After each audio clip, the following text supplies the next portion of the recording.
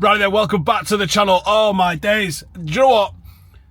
That goal at the end changed the vibe, because what had gotten easy, and you get to a 3-0, and you're thinking, mate, we were good enough for 4 or 5. We genuinely were.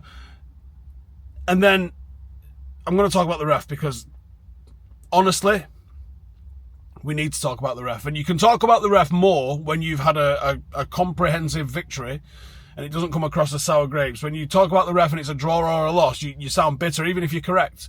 But that referee today was horrendous. Now, okay, let's go back to the game. At 3-0, United are cruising and we make loads of subs. And I think as a manager, you have to be able to make subs at 3-0 and it not be a drama. You do. You have to.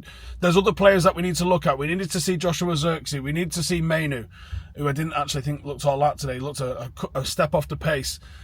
You have to be able to put other players on. You have to be able, you can't just rely on your 11. You're going to burn it out. So you have to be able to make the subs. But the subs, whether it's on the players or the manager for making the subs, really changed the impetus of the game. And it's gone from being 3-0 up and cruising, that free kick, and the fact that it went in, and the fact it was 10, 12 yards away from where the foul happened. Why has no one moved that? Okay, don't necessarily think it was a foul, for starters, but let's take it from the correct position, because you take it from the correct position, it doesn't go in. I think Lamens probably has to do a little bit better with that, to be honest with you. He did make some good saves. But then the momentum is with Brighton, and they get a second, like, what was it, 91, something like that, 92.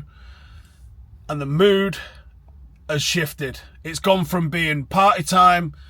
I'm sitting here thinking we're basically invincible now. We can absolutely dick whoever. Okay, we've conceded a stupid free kick, but don't worry about it. Then you concede the second, and you're like, oh shit. And the mood has shifted. But Bryan Mbeumo has absolutely delivered. Him and Cunha, especially, not the only ones. Him and Cunha especially, and even the keeper, even though, like, you know, probably could have done better for the free kick, have been sensational signings. But Cunha and Mbuemo, they couldn't be more different in terms of how they play the game. But they are so good for Manchester United. They are genuine match winners for Manchester United. One opens the scoring, one closes the scoring, and everything that they're doing, like Cunha, when you're coming up against teams that are just going to sit in and low block you, Cunha's going to throw in a back heel, or he's going to drop a shoulder and go past someone. He's going to do something to get you out of trouble. He is a maverick, a genuine maverick. And I mentioned this yesterday and was on the whatever we were talking about, or it might be the Thursday when I was with Joe.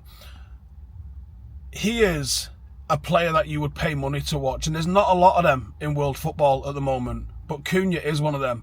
And I'm glad he scored, not because of anything other than it shuts up this little weird narrative that's going on. Liverpool fans trying to act like they're hard done to by the media, but there's never been a more wanked off club or fan base ever than Liverpool's, by the way. The fact that they're getting, you know, safety narratives and, like, you know, leave him alone narratives about Wirtz when there hasn't been any, like, mainstream criticism. The only criticism of Wirtz has come from social media. But they're getting, like, these defence pieces which no United player has ever had, you know, about their players. And they're trying to, like, bring Cunha up online, being like, Cunha's not scored, why is everyone wanking him off? As if there's not different expectations for someone that cost literally twice as much. Cunha cost half as much as Wirtz. Half as much. And is actually been delivering.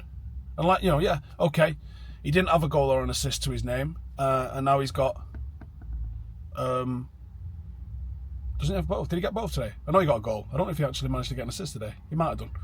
Either way, he's not got that hanging over him anymore. And he's had really, really strong performances in the interim. So I'm delighted with him as a signing.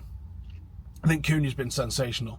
But Bryan Mbeumo, I've said this a couple of times over the last few weeks, I think he's our best player by some distance.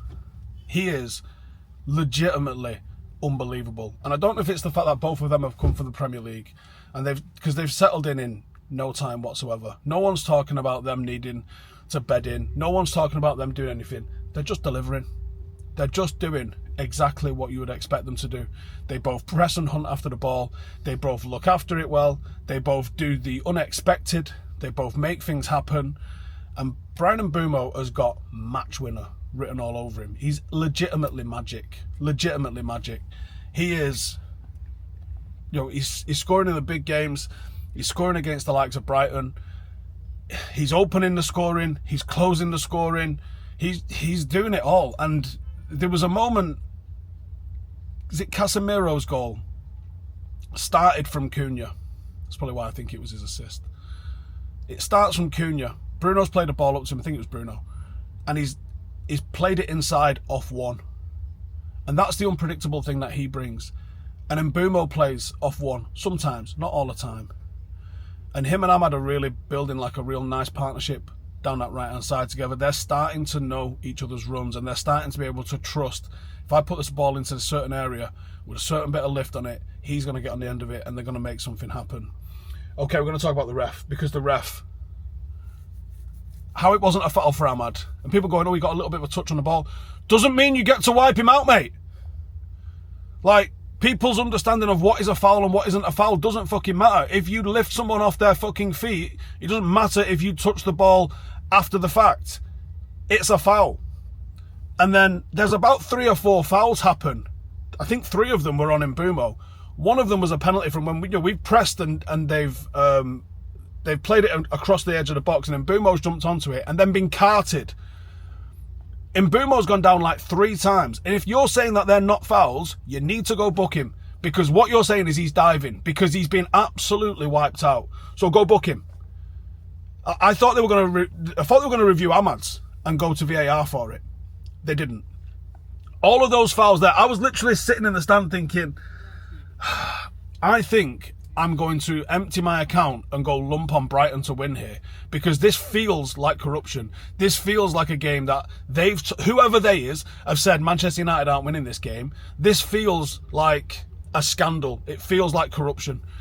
Then we get the opening goal, and I settled down a little bit and being hysterical.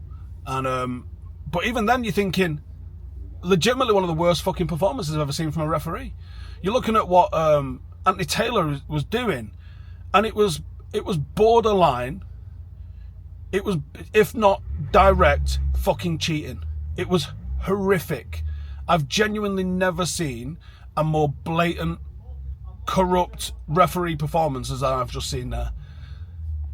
Epitomised by where that free kick was taken from. It was 10, 12, maybe 15 yards from where the so-called fucking foul happened. How's no one spotted that? How has the linesman not gone, you're in the wrong place there? How's VAR gone, you might want to just knock that one back a little bit?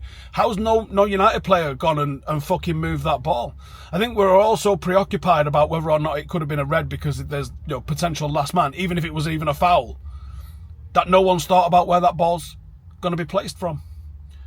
But luckily, Bryan Mbeumo manages to get a goal at the end. Otherwise, what should be a real happy, sort of positive performance, because of conceding those 2 goals, which all starts, by the way, from them fucking bullshit referee calls, that it would have ended on a sour note. But it doesn't. It's a victory. We have a positive goal difference. And as it stands, yes, there's, by the time some of you guys watch this, we might already not be. But United are in the top 4. What a turnaround. From not winning back-to-back games, to winning back-to-back games, to going 3 on the bounce. Fucking lovely.